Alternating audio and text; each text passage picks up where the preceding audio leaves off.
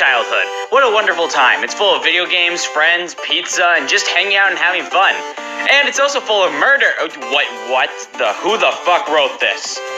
Well, for these two, it was more murder and less Nintendo. I'm, of course, talking about today's ultra-violent combatants. Cletus Cassidy, aka Carnage, and Akame, the leader of Night Raid. Yes, Carnage. He's by far my favorite Spider-Man villain. I mean, this guy's a badass, able to rip through opponents like butter. Like a hot knife through butter. Well, Carnage is actually a pretty scary dude, though, and this is mostly due to his suit's capabilities. His suit can turn into any weapon, ranging from tentacles to axes, allowing him to rip you a new asshole. He also has a spider sense, making him incredibly hard to hit, and if he makes contact with your brain, he can make you into an insane zombie that follows his orders and fights for him. Yeah, also if he gets his suit inside of you, he can just straight up kill you from inside. He can also produce organic webbing, unlike Spider-Man, to web you up just like Spider-Man. He can also duplicate himself and share his symbiote with you to straight up possess your body. He also has an impressive healing factor that can pretty much bring back any limb he needs, including his head when it was blown off by a shotgun. He can climb walls and any other surface, and he's completely immune to poisons and diseases. Now, Carnage is incredibly strong. He's stronger than Spider-Man and Venom combined, and if you keep in mind, Spider-Man is strong enough to move the Hulk at high speeds of about Mach 400 with brute force alone. Spider-Man is also one-shot T-Rex and held up a huge building before on his own. And he's capable of fighting Spider-Man, who can even dodge lightning and machine gun fire casually. And Spider-Man's even tagged Quicksilver, who can move at light speeds, and he's caught Thor's hammer that moves at 60,000 times the speed of light. Not to mention, Carnage directly scales to him and is superior to him and Venom combined. Carnage can also survive blows from Venom and Spider-Man, the same Spider-Man who, as I mentioned, could one-shot T-Rex and move the Hulk at Mach 400 with a punch. He's also punched Scorpion's jaw off before, and Carnage has survived an explosion from a bomb about the size of a city.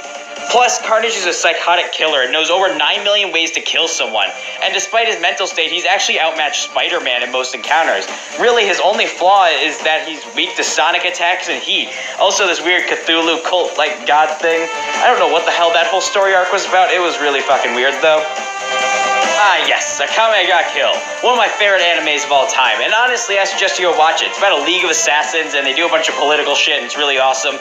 But anyway, I've already covered my favorite assassin from that show on my show before, so let's go ahead and cover Akame, the leader of Night Raid. Akame only has one power, and that's a resistance to pretty much all poisons. Now, that's incredibly useful, but it's nowhere near as amazing as her sword. She wields an overpowered as all hell sword called Marasame, the one-shot kill sword. Yeah, basically when she cuts your skin, it will kill you, kind of like a disease, as it spreads through your body and will kill you within seconds, unless you can remove the limb she cut with it. Yeah, just like a zombie bite, if you remove that limb, you'll be fine. Almost all Akame got killed characters have what's called a trump card, and hers is transformation. This allows her to boost all of her stats by cutting herself with her sword, which logically doesn't make sense. But despite her small and cute look, she's actually dangerous as all hell. She's strong enough to cut through robots, defeat Mera, and she's even fought up against General Esdeath in a fight. And Esdeath can create huge ice structures that can crush giant monsters. She's quick enough to keep up with Takeo and Esdeath in a fight, and she's shown the speeds to keep up with Tatsumi.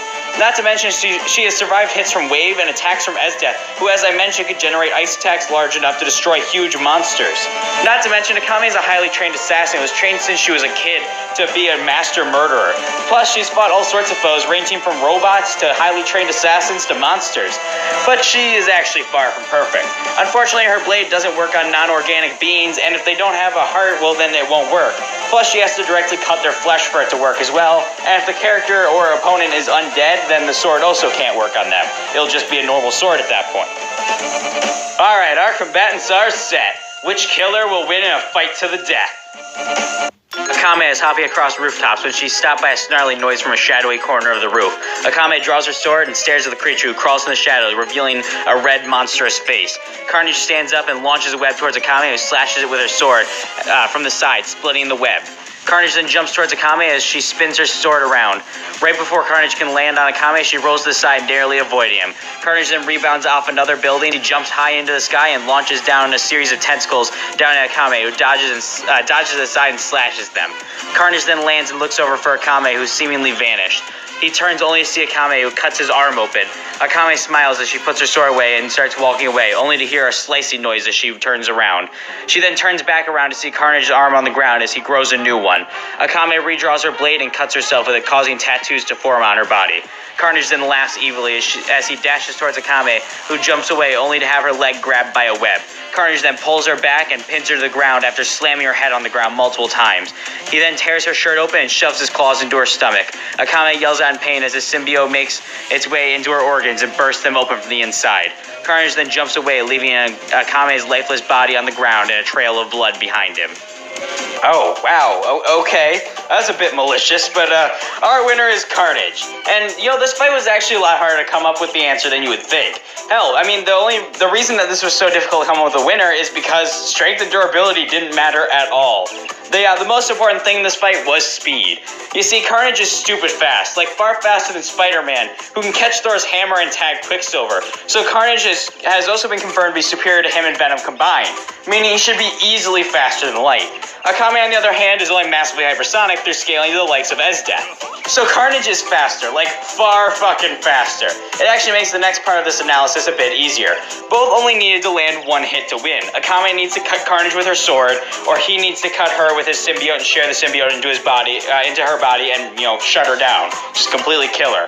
However, with Carnage's speed edge, he'll have an easier time doing this with landing the fatal hit. Not to mention, Akame, if she does land a hit, it's most likely going to be on a thing like an arm or a leg that he could easily cut off and regrow, thus negating her instant kill ability. So with a far faster speed, Carnage should take this win. I mean, you want any further proof? Look at the carnage that Cletus Akame made out of her. Our winner is Carnage. Next time on Combo Breaker.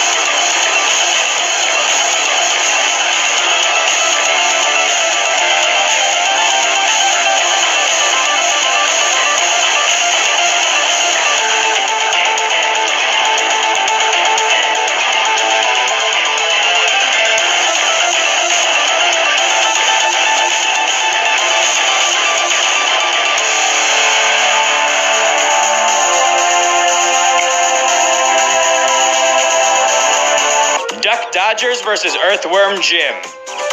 First of all, let me thank you all for watching. Please like, comment, subscribe, and share this to any friends you know who like versus debates. And, tell me what you think of the next match. Give me your predictions, maybe suggest matches in the comments, and they might happen. Step inside my twisted world, where heroes will collide.